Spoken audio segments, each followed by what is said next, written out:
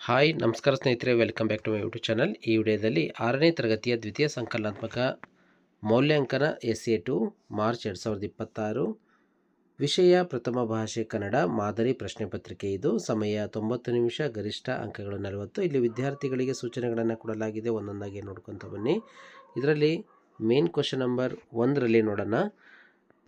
ನೀಡಲಾಗಿರುವ 4 ಆಯ್ಕೆಗಳಲ್ಲಿ ಸೂಕ್ತವಾದ ಉತ್ತರವನ್ನು ಆರಿಸಿ ಬರೆಯಿರಿ ಅಂತ ಹೇಳಲಾಗಿದೆ. ಇದು 3 ಪ್ರಶ್ನೆಗಳನ್ನು ಒಳಗೊಂಡಿದೆ. 1ನೇ ಪ್ರಶ್ನೆ, ಕ್ಷಾಮ ಈ ಪದದ ಅರ್ಥ ಏನು ಅಂತ ಕೇಳಿದರೆ ಕ್ಷಾಮ ಪದದ ಅರ್ಥ ಬರಗಾಲ. 2ನೇದು, ವ್ಯಾವಹಾರಿಕ ಪತ್ರಗಳಲ್ಲಿ ಬಳಸುವ ಸಂಬೋಧನೆ ಡ್ಯಾಶ್ ಅಂಥೇಳಿ. ಅದಕ್ಕೆ ಸರಿಯಾದ ಉತ್ತರ ಮಾನ್ಯರೇ ಅಥವಾ ಮಹನೀಯರೇ. 3ನೇ ಪ್ರಶ್ನೆ, ಎನಿತು ಎಂಬ ಪದದ ಗ್ರಾಂಥಿಕ ರೂಪ ಏನು ಅಂತ ಕೇಳಿದರೆ ಗೆನಿತು ಅಂತಂದರೆ ಇದು ಗ್ರಾಂಥಿಕ ರೂಪ ಎಷ್ಟು ಅಂತ ಹೇಳಿ. ರೋಮನ್ ಸಂಖ್ಯೆ 2ರಲ್ಲಿ ಬಿಟ್ಟ ಸ್ಥಳವನ್ನು ಸೂಕ್ತ ಪದಗಳಿಂದ ತುಂಬಿರಿ. ಇಲ್ಲಿ 4ನೇ ಪ್ರಶ್ನೆ, ಶಿವೈಕ್ಯ ಎಂಬ ಪದವು ಡ್ಯಾಶ್ ಸಂಧಿಗೆ ಉದಾಹರಣೆ. ಉತ್ತರ ಶಿವೈಕ್ಯ ಅಂತಕ್ಕಂಥದ್ದು ವೃದ್ಧಿ ಸಂಧಿಯ ಉದಾಹರಣೆಯಾಗಿರುತ್ತೆ.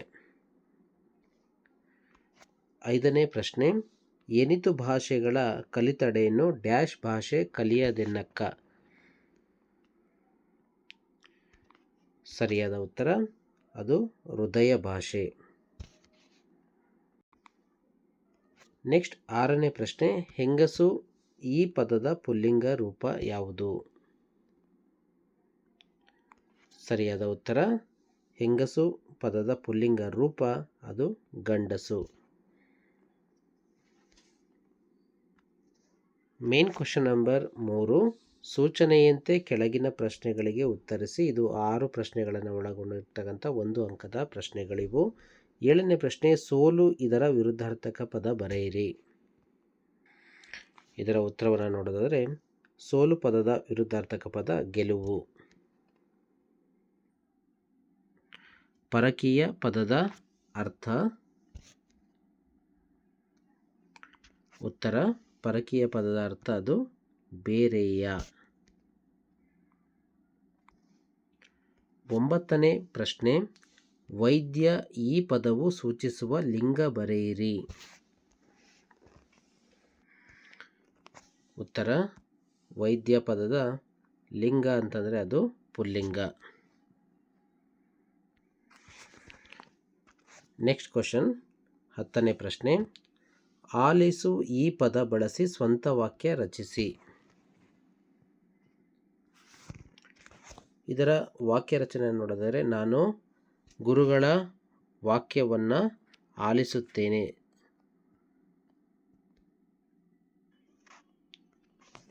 ನೆಕ್ಸ್ಟ್ ಕ್ವಶನ್ 11ನೇ ಪ್ರಶ್ನೆ, ವಿಜ್ಞಾನ ಪದಕ್ಕೆ ತದ್ಭವ ರೂಪ ಬರೆಯಿರಿ. ಸರಿಯಾದ ಉತ್ತರ ವಿಜ್ಞಾನಕ್ಕೆ ಭಿನ್ನಣ. 12ನೇ ಪ್ರಶ್ನೆ, ರಮೇಶನು ಜಾತ್ರೆಗೆ ಹೋದನು. ಈ ವಾಕ್ಯದಲ್ಲಿರುವ ಕ್ರಿಯಾಪದ ಗುರುತಿಸಿ ಬರೆಯಿರಿ. ಇದರಲ್ಲಿರ್ತಕ್ಕಂಥ ಕ್ರಿಯಾಪದ ಅಂತಂದರೆ ಅದು ಹೋದನು.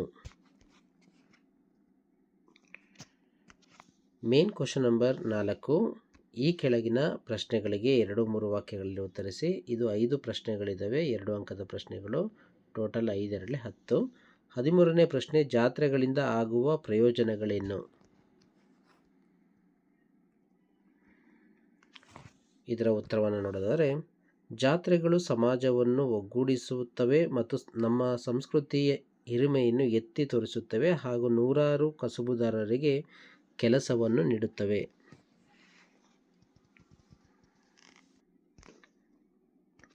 ನೆಕ್ಸ್ಟ್ 14ನೇ ಪ್ರಶ್ನೆ, ಯಾಣದ ಕುರಿತಾಗಿ ಇರುವ ಒಂದು ದಂತಕಥೆಯನ್ನು ಬರೆಯಿರಿ. ಸರಿಯಾದ ಉತ್ತರವನ್ನು ನೋಡಿದರೆ ಪುರಾತನ ಕಾಲದಲ್ಲಿ ಯಾಣದಲ್ಲಿ ಭಸ್ಮಾಸುರನೆಂಬ ರಾಕ್ಷಸ ವಾಸವಿದ್ದು ಈತನ ಉಪಟಳ ಸಹಿಸಲು ಅಸಾಧ್ಯವಾದಾಗ ಶಿವನು ಆತನನ್ನು ಸುಟ್ಟು ಬೂದಿ ಮಾಡಿದ. ಈ ಬೂದಿಯಿಂದ ಶಿಖರ ಬೆಳೆಯಿತು ಎಂಬ ದಂತಕಥೆ ಇದೆ. 15ನೇ ಪ್ರಶ್ನೆ, ಕರ್ನಾಟಕ ಸಾಹಿತ್ಯ ಪರಿಷತ್ತನ್ನು ಸ್ಥಾಪಿಸಿದ ಬಗೆ ಹೇಗೆ ತಿಳಿಸಿ.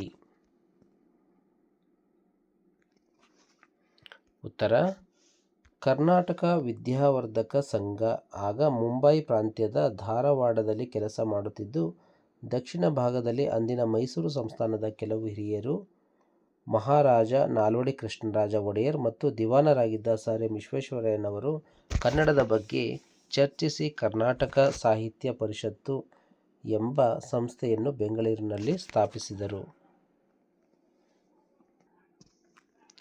16ನೇ ಪ್ರಶ್ನೆ, ನೀ ನನಗಿದ್ದರೆ ಪದ್ಯದ ನೀತಿಯೇನು?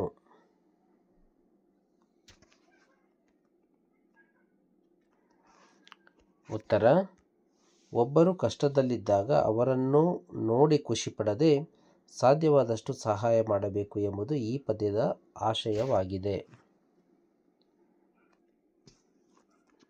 17ನೇ ಪ್ರಶ್ನೆ, ಮಠದಿಂದಾಗುವ ಸಾಮಾಜಿಕ ಕಾರ್ಯಗಳಾವುವು?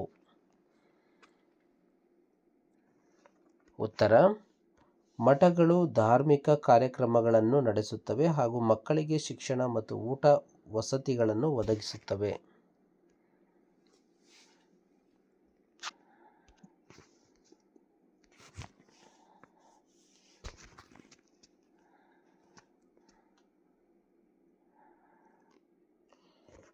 ಇಲ್ಲಿ ನೆಕ್ಸ್ಟ್ ರೋಮನ್ ಸಂಖ್ಯೆ 5ರಲ್ಲಿ ಕೆಳಗಿನ ಗದ್ಯ ಭಾಗವನ್ನು ಓದಿ ಪ್ರಶ್ನೆಗೆ ಉತ್ತರಿಸಿ. ಇದರೊಳಗೆ 18ನೇ ಪ್ರಶ್ನೆ, 18ನೇ ಒಂದು ಗದ್ಯ ಭಾಗವನ್ನು ಕೊಡಲಾಗಿದೆ, ಇದನ್ನು ಓದ್ಕೊಳ್ಳಿ. ಅನಂತರ ಇಲ್ಲಿ ಆದಲ್ಲಿ ಪ್ರತಿ ಮುಂಜಾನೆ ಯಾವ ಸಂದೇಶ ತರುತ್ತದೆ, ನೆಕ್ಸ್ಟ್ ಆದಲ್ಲಿ ಬದುಕು ಯಾವಾಗ ಸಾರ್ಥಕವಾಗುತ್ತದೆ ಅಂತ ಕೊಡಲಾಗಿದೆ. ಇದರ ಉತ್ತರವನ್ನು ನೋಡೋಣ. 18ನೆಯ ಕ್ವಶನ್ನಲ್ಲಿ ಆದಲ್ಲಿ ಸರಿಯಾದ ಉತ್ತರ ಹೊಸ ಅವಕಾಶಗಳ ಸಂದೇಶ ತರುತ್ತದೆ. ಆದಲ್ಲಿ ಕಲೆ, ಧೈರ್ಯ, ಶ್ರಮ, ಸದ್ಭಾವನೆಗಳೊಂದಿಗೆ ಬದುಕಿದರೆ ಅಂತಕ್ಕಂಥದ್ದು ಉತ್ತರ ಆಗಿರುತ್ತೆ. 19ನೇ ಪ್ರಶ್ನೆ, ನೀಡಿರುವ ವಚನ ಭಾಗವನ್ನು ಪೂರ್ಣಗೊಳಿಸಿ. ಎನಿತು ಭಾಷೆಗಳ ಡ್ಯಾಶ್ ಮಿಡಿತವರಿಯದನ್ನಕ್ಕ ಎನಿತು ಡ್ಯಾಶ್ ಶೋಧನೆ ಗೈಯದನ್ನಕ್ಕ. ಇದರ ಉತ್ತರವನ್ನು ನೋಡೋದಾದರೆ, ಎನಿತು ಭಾಷೆಗಳ ಕಲಿತದೇನು ಹೃದಯದ ಭಾಷೆ ಕಲಿಯದನ್ನಕ್ಕ, ಏನು ತುನುಡಿ ಸಡಗರ ತೋರ್ದಡೇನು ಎದೆಯ ಮಿಡಿತವ ಅರಿಯದನ್ನಕ್ಕ, ಏನಿದು ಶೋಧನೆ ಗೈದಡೇನು ಎನಿತು ಶೋಧನೆ ಗೈದಡೇನು ಹೃದಯ ಶೋಧನೆ ಗೈಯದನ್ನಕ್ಕ. ಮೇನ್ ಕ್ವಶನ್ ನಂಬರ್ 6, ಈ ಮಾತನ್ನು ಯಾರು ಯಾರಿಗೆ ಹೇಳಿದರು? ಇದು 2 ಅಂಕದ 2 ಪ್ರಶ್ನೆಗಳು, 2 4. 20ನೇ ಪ್ರಶ್ನೆ, ಶ್ರೀಮಂತ ವರ್ತಕರಿಗೆ ಮಾರಿ ಬನ್ನಿ. ಉತ್ತರ, ಹುಡುಗಿ ಹರಿಗೆ ರೇಷ್ಮೆ ವಸ್ತ್ರವನ್ನು ನೀಡಿ ಹೇಳಿದ್ದು. ಇದರೊಳಗೆ 21ನೇ ಪ್ರಶ್ನೆ, ಬಾರವ್ವ ತಾಯಿ ನೀರವ್ವ ತಾಯಿ. ಇದರ ಉತ್ತರ ನೋಡೋದಾದರೆ, ಕವಿ ಗಂಗಾ ಮಾತೆಗೆ ಗಂಗವ್ವಗೆ ಹೇಳಿದ ಮಾತು. ಮೇನ್ ಕ್ವಶನ್ ನಂಬರ್ 8, ಈ ಕೆಳಗಿನ ಸಾಲುಗಳನ್ನು ಓದಿ ಪ್ರಶ್ನೆಗಳಿಗೆ ಉತ್ತರಿಸಿ. 2 ಪ್ರಶ್ನೆಗಳಿದ್ದಾವೆ. ಸಾಗರದ ಕುರಿತಂತೆ ಕೆಲವೊಂದು ವಾಕ್ಯಗಳನ್ನು ಕೊಡಲಾಗಿದೆ, ಓದ್ಕೊಳ್ಳಿ. ಇದರೊಳಗೆ ಆ ಮತ್ತು ಆ ಕೊಡಲಾಗಿದೆ. ಕಡಲ ತಡಿಯಲ್ಲಿ ನೀಲಿಯಂತೆ ಯಾವುದೆಲ್ಲ ಭಾಸವಾಗುತ್ತಿತ್ತು. ಇದರೊಳಗೆ ಇನ್ನೊಂದು ಕ್ವಶನ್, ಕಡಲಿನ ಸುಂದರ ಅನುಭವ ಯಾವುದು? 22ನೇ ಪ್ರಶ್ನೆಗೆ ಉತ್ತರ ಆ ಬೆಳದಿಂಗಳು. ಆದಲ್ಲಿ ಉತ್ತರ ಅಲೆಗಳ ನರ್ತನ ವೀಕ್ಷಣೆ. ಮೇನ್ ಕ್ವಶನ್ ನಂಬರ್ 8, ಈ ಕೆಳಗಿನ ಪ್ರಶ್ನೆಗೆ 5, 6 ವಾಕ್ಯಗಳಲ್ಲಿ ಉತ್ತರಿಸಿ. ಇದು 2 ಪ್ರಶ್ನೆಗಳನ್ನು ಒಳಗೊಂಡಿರ್ತಕ್ಕಂಥದ್ದು, 4 ಅಂಕದ ಪ್ರಶ್ನೆಗಳಿವು, 8 ಅಂಕಗಳನ್ನು ಒಳಗೊಂಡಿರ್ತಕ್ಕಂಥದ್ದು. 23ನೇದು, ಕೆಳಗಿನ ಪದ್ಯ ಭಾಗವನ್ನು ಓದಿ ಇದರ ಮೌಲ್ಯ ಮತ್ತು ಸಾರಾಂಶವನ್ನು ನಿಮ್ಮ ಮಾತುಗಳಲ್ಲಿ ಬರೆಯಿರಿ. ಇಲ್ಲಿರ್ತಕ್ಕಂಥ ಪದ್ಯ ಭಾಗವನ್ನು ಓದ್ಕೊಳ್ಳಿ.